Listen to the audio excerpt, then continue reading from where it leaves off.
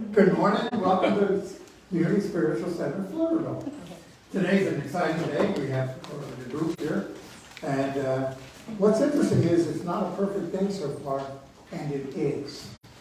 Because we're looking at things changing and things occurring, and the spiritual idea is everything that occurs for a reason.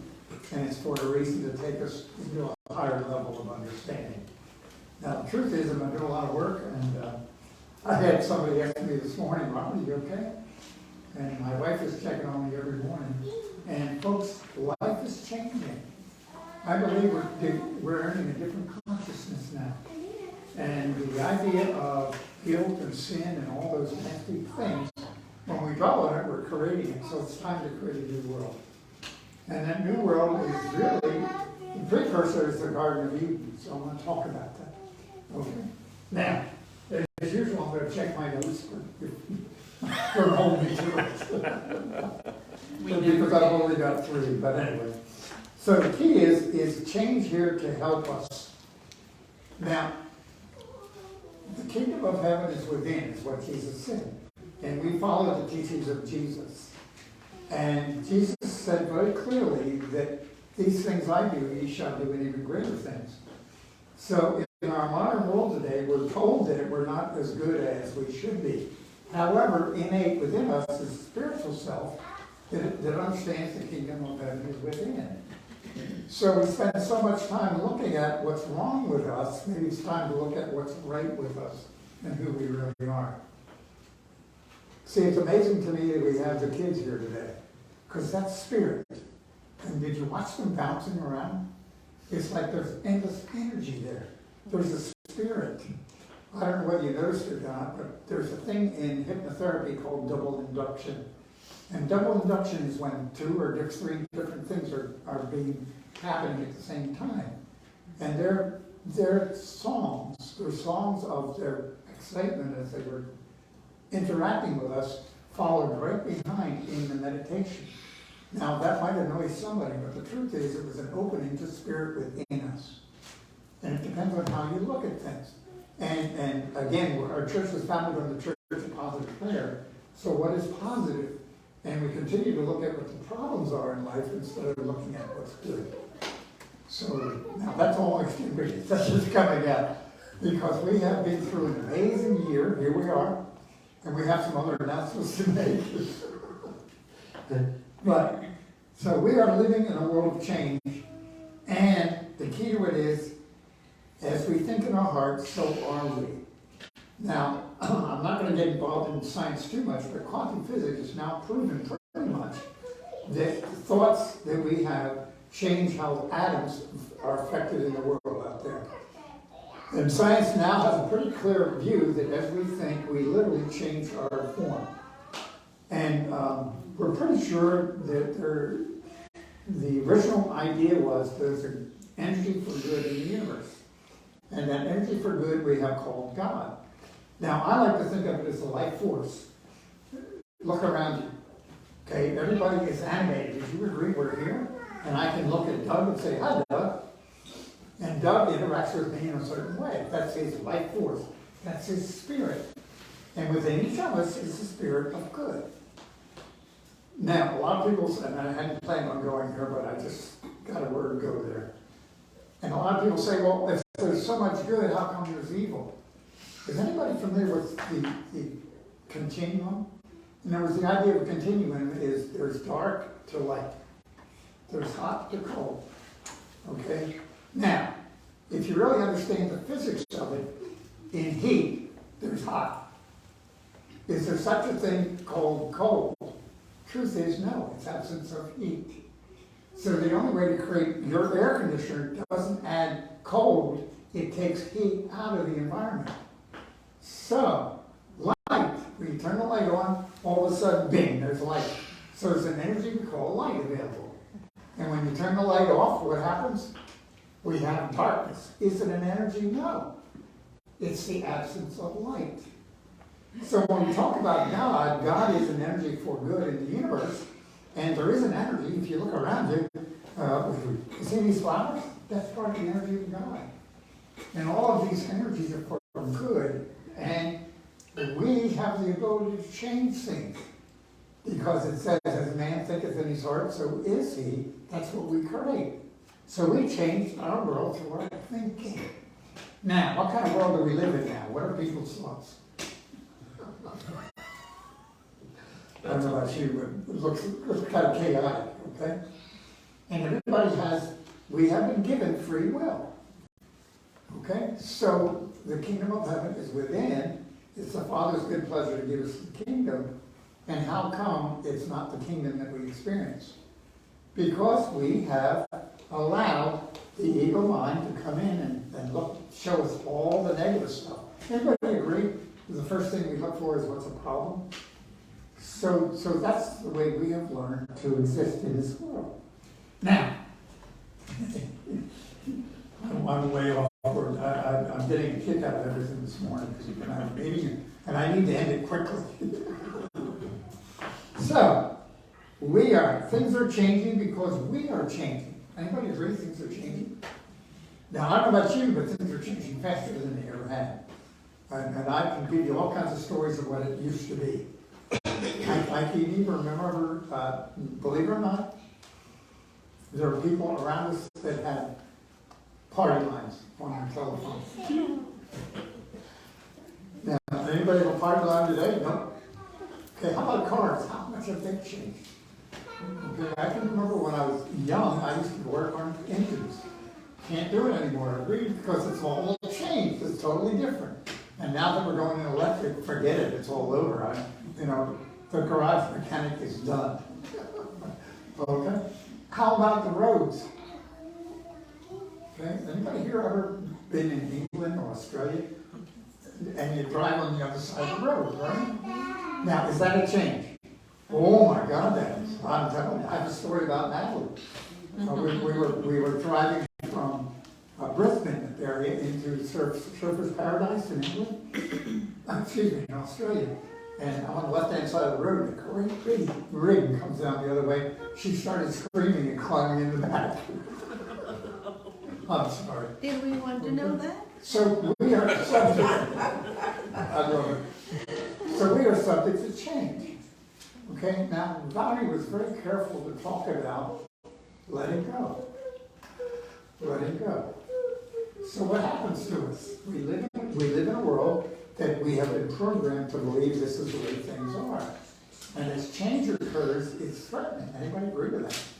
Because anytime like Larry has been busy changing the songs. Anybody agree it's not totally comfortable? Because I want to do the old songs. I'm used to this. We've done this for 40 years. Oh my God.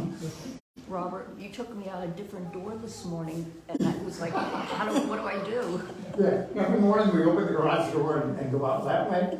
And I didn't have the garage open. I had left it here, as a matter of fact. And it was fun. So now she's only opening the garage door to go out. We get so used to our world the way it is. And it can help you to change things, especially if you do it around family and live with that. So we live this programmed life when Jesus said the kingdom of heaven is within you and it's the Father's good pleasure to give you the kingdom. Well, how come it's not there when I have to deal with life the way it is around me? So it's remember the continuum we talked about. There isn't hot and cold. All there is hot and absence of hot. All there is light and absence of light. And so all there is in our world is God and absence of God. Everybody got it? Sherry wants to talk. There is only love. Yeah, And we're going. of love. We're going there. Okay, one step at a time. See, we got new people in the room. We got to stay there. Because it's a big step to understanding that love is the language of God. And if you really, really get this, you brought this up, so I'm going to go into the Bible. Now, we really believe, it's like I'm going to share this again. I was raised in fundamentalist house, and I was trained to feel guilty, etc. Everybody else, they were good at it. They really were.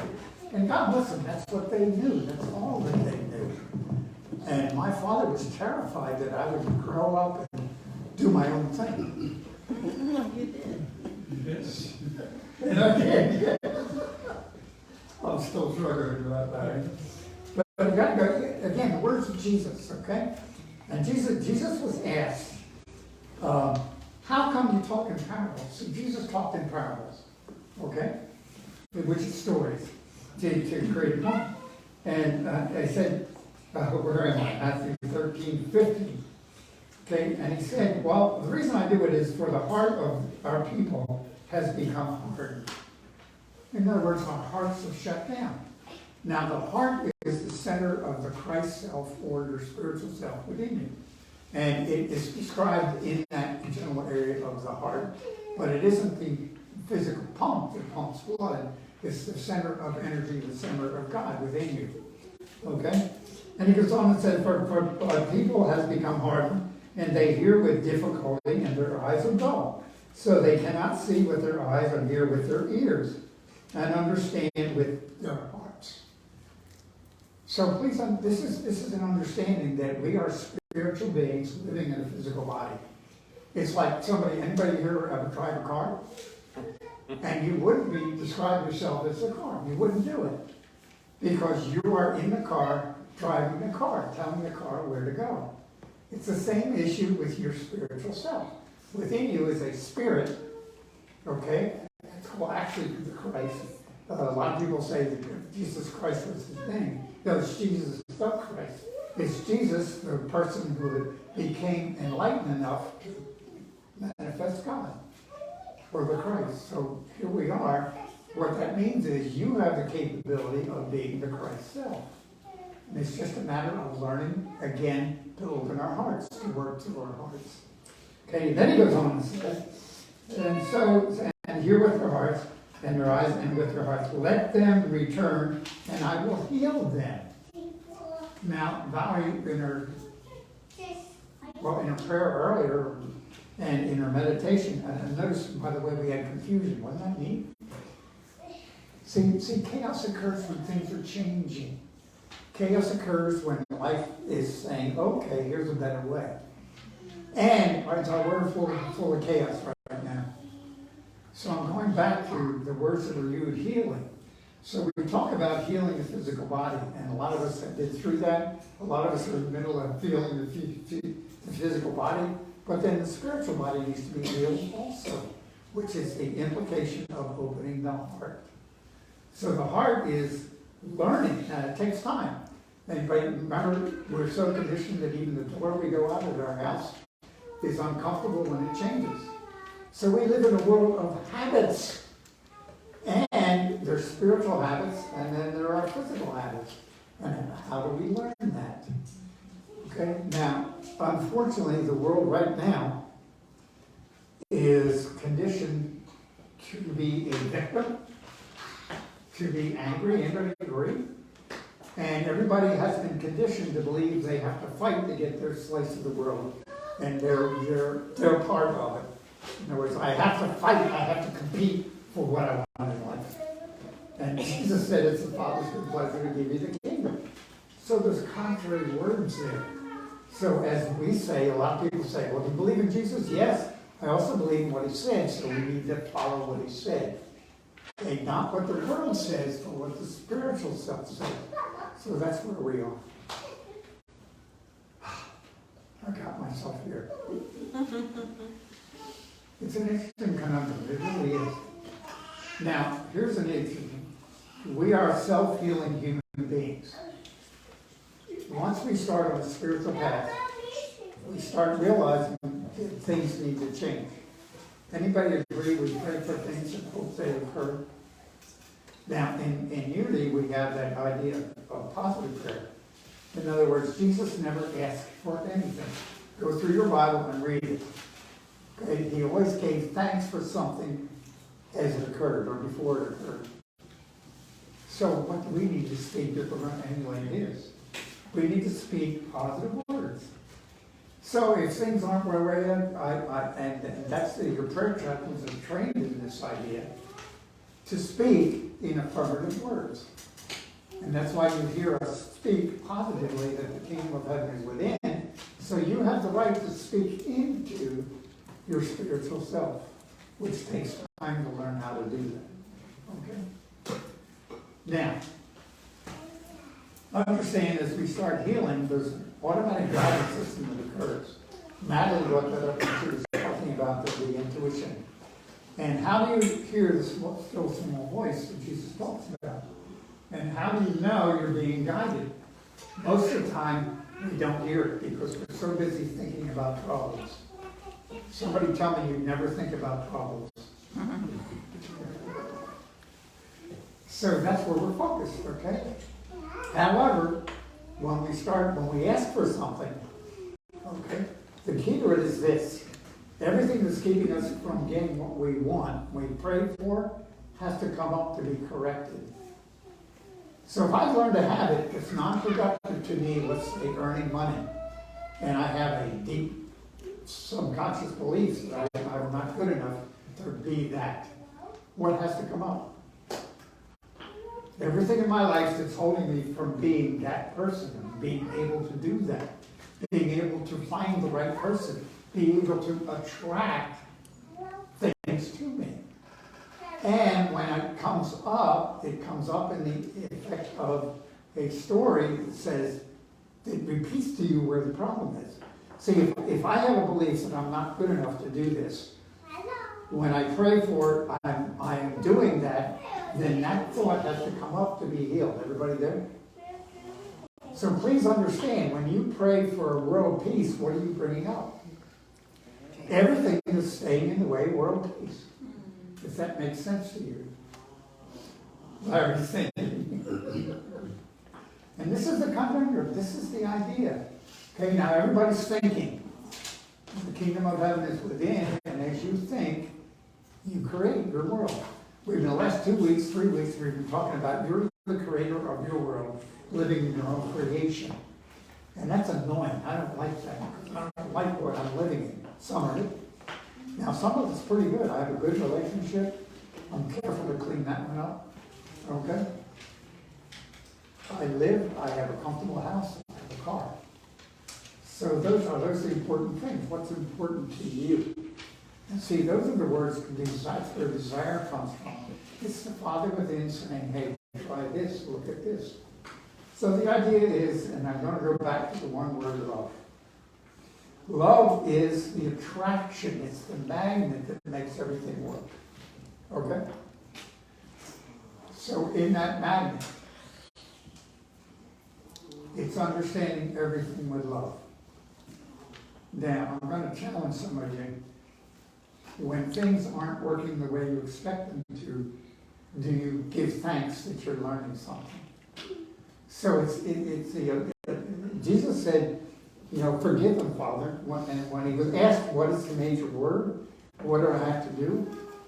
He said, love the Lord thy God with all thy heart and all thy mind, and love thy neighbor as thyself. Which means what? I have to love everything that's occurring. You see that?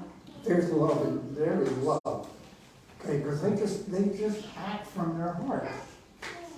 And if we could just become like little children, but who said that?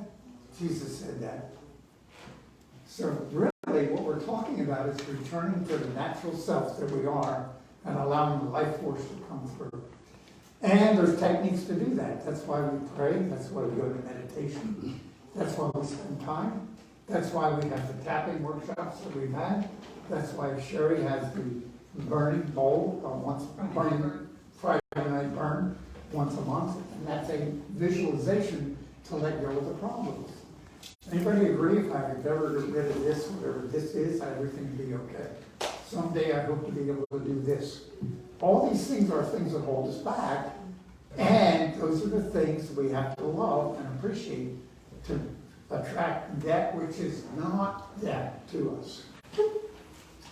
Sherry wants to talk again. Apparently it's my day. Just as you're talking, I keep thinking about this video that I saw this week that really struck me.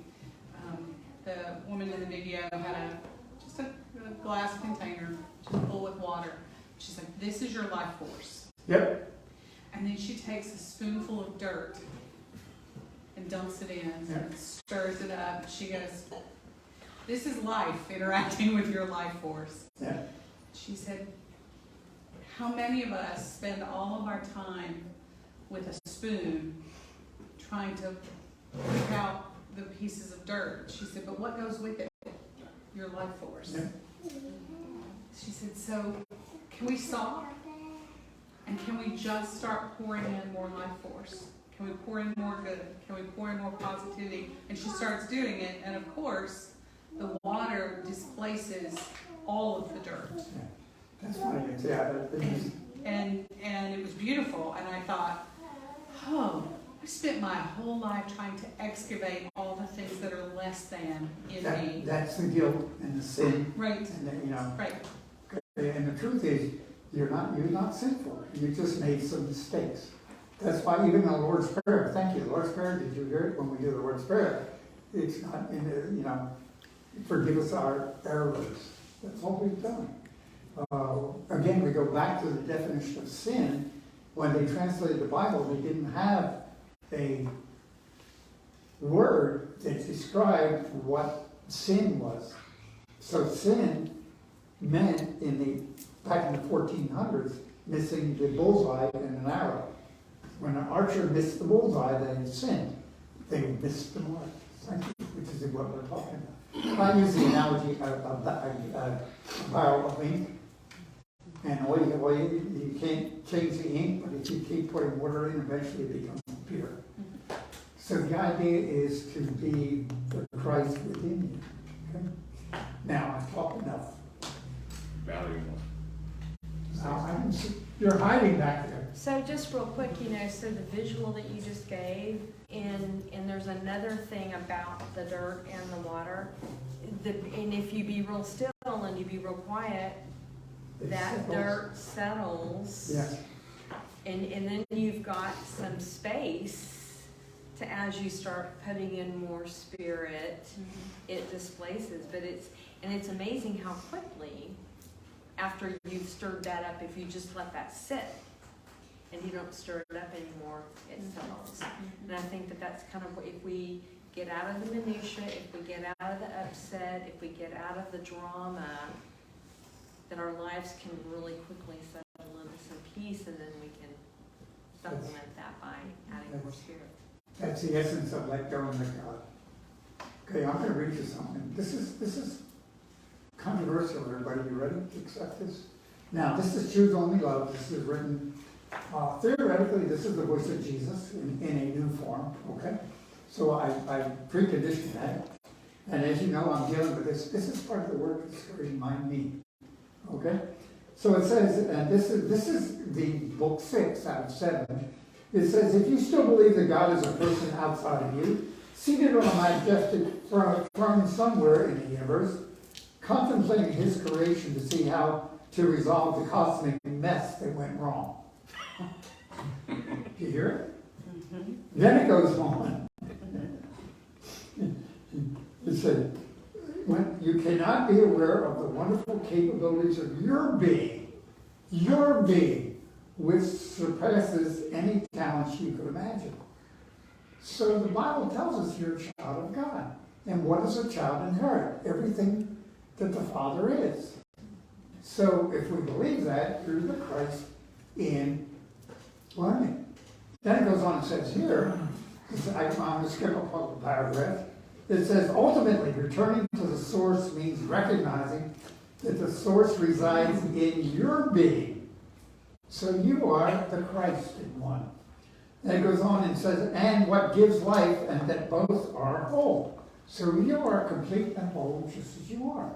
Then it goes on and says, if that is true, and I assure you that it is, then what need have you to deal with an alien God who is outside of you? No matter how loving he may be, but cannot be one with you. That which is alien to you cannot be linked to your being. And here's a suggestion. Everybody ready? God and I are one. Remember Jesus said, I and the Father are one? And it says, this is the affirmation that you must give to your mind and heart constantly until this truth becomes one with you, so you can truly say that truth and I are one, and I am love. Pretty powerful, I agree? Now, I hesitated to share that with you, but that's the new stuff that's coming through. Who are you? A child of God. So I appreciate that. Now, I've said enough. Anybody else have anything else to say? Now, I don't, okay? Because I was hesitant to share with you. But do you understand, if we really believe that I and the Father are one, as Jesus said, who are we? When Jesus said, these things I do, you shall do an even greater things. So I love you. I see us growing. I see us being going. There are people ready to hear what we have to say. So I love you. Thank you. Thank you for being with us. You guys don't believe me. Offering.